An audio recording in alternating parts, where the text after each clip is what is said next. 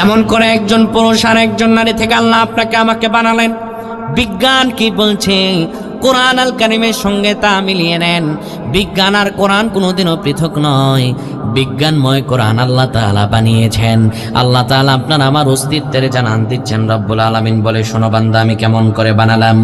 সুম্মা খালাকনান নুতফাতা আলাকাতান ফাখালাকনাল আলাকাতা মুদগা ফাখালাকনাল মুদগাতা ইযামা। বান্দা, তোমার বাবার স্পাম তোমার মায়ের বামে যাওয়ার পরে, তোমার মায়ের ডিম্বাণুতে যাওয়ার পরে আমি আল্লাহ তাআলা ওই শুক্রবিন্দুকে বানালাম জমাট বাঁধা রক্ত। জমাট বাঁধা রক্ত থেকে বানালাম কিছুদিন পরে তা গোশত। গোশত থেকে বানালাম হাড়। কচি কচি হাড় দিয়ে একটা বড়ি, একটা স্ট্রাকচার বানালাম। মায়ের পেটের ভিতরে তোমারে আমি আল্লাহ বানাইছি। কোনো বানর থেকে বান্দা তুমি আসো নাই। আমি আল্লাহ তাআলা তোমার অস্তিত্ব জানায় দিচ্ছি। শোনো, ফাকাসাউনাল ইযামা লাহমা। একটা বড়ি, একটা স্ট্রাকচার বানানোর পরে আমি রব্বুল আলামিন গোশত দিয়ে, মাংস দিয়ে, রক দিয়ে তোমার বডিটাকে আমি আল্লাহ তাআলা ছেয়ে দিয়েছি। আল্লাহ তাআলা কেমন করে মায়ের পেটে আপনাকে আমাকে বানালেন?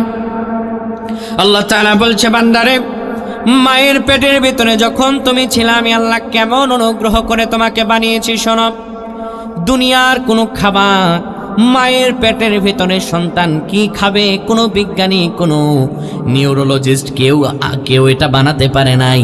আল্লাহ তাআলা সন্তান আপনাকে আমাকে মায়ের পেটে কেমন করে বড় করলেন। রব্বুল আলামিন বলে, তোমার মায়ের মাসিক অসুখকে বন্ধ করে দিলাম। ওই যে মায়ের মাসিক রক্তটা তোমার নাভির সঙ্গে আমি আল্লাহ তাআলা নাভিতে তার লাগাইয়া দিলাম। মায়ের রক্ত দিয়ে মায়ের পেটের ভেতরে আমি বাংলা তোমারে তিল তিল করে বড় করলাম। ও বান্দারে, রক্তটা আমি আল্লাহ মুখে লাগালাম না। নাপাক রক্ত মুখে লাগালে পরে মুখটা নাপাক হয়ে যাবে। মুখটারে আমি আল্লাহ তাআলা পবিত্র রাখলাম। এই জন্য পবিত্র রাখলাম যেন পরে দুনিয়াতে আসলে পরে তুমি মুখ দিয়ে আমি বাংলাকে আল্লাহ বলে ডাকতে পারো। শুধু তাই নয়, আল্লাহ আপনাকে আমাকে কেমন অনুগ্রহ করলেন। মায়ের পেট থেকে বের হওয়ার পরে কি খাবো আপনি আমি? আল্লাহ তাআলা বলেন, বান্দারে, মায়ের পেট থেকে বের হওয়ার 3 মাস পূর্বে তোমার মায়ের বুকের মাঝে তোমার জন্য আমি আল্লাহ খাবার রিজার্ভ করে দিলাম। ওই মায়ের বোটার মাঝে আমি আল্লাহ তাআলা তোমাকে যে খাবার সরবরাহ করলাম, দুধটারে গরমও করলাম না, দুধটাকে ঠান্ডাও করলাম না, একটা মিড রেঞ্জে দুধটা রাখলাম।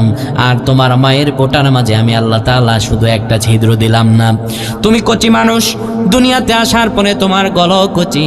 তুমি এটা দিয়ে মায়ের দুধ যখন একটা বোটার মাঝে যদি একটা ফোঁটা দিতাম, ওই ছিদ্র, একটা ছিদ্র তুমি যদি খেতে, দুধটা তোমার গলার ভিতরে লেগে যেত, বলে তোমার শ্বাস বন্ধ হয়ে যেত।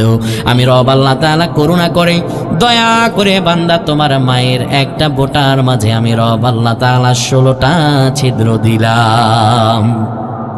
আপনার আমার অস্তিত্ব আল্লাহ তাআলা জানান দিচ্ছেন। এরপরে তুমি খেয়ে তিল তিল করে বড় হলা। বান্দা, আমার নিয়ামত দিয়ে বড় হওয়ার পরে এরপরে তুমি দুনিয়াতে আসার পরে আমার বিরুদ্ধে আইন প্রণয়ন করো। বান্দারে, তুমি ভুলে যেও না, এই দুনিয়ায় তোমার শেষ জীবন নয়। এই দুনিয়ার পরে তো আসল জীবন অবশ্যই বাকি রয়েছে, ঠিক কিনা? নামে নামে বুঝি মুসলমান হয়, তারা মুসলমান হয় না। নাম সুন্দর হলেই তারা মুসলমান হয় না। যেমন নাম সুন্দর ছিল তাসলিমা নাসরিন, নামটা সুন্দর না, কিন্তু সে আল্লাহকেও গালি দিয়েছে, ইসলামকেও গালি দিয়েছে, কুফফারের দলে পরিণত হয়েছে। নাম শেখ হাসিনা থাকলেই সে মুসলমান হয় না। কারণ দিনে মন্দির যারা উদযাপন করে আর রাতে মসজিদ যারা উদ্বোধন করে, এরা কোনোদিনও মুসলমান হতে পারে না। এরা হিন্দু, কাফফার, এছাড়া আর তারা কিচ্ছু নয়। ঠিক নয় কি?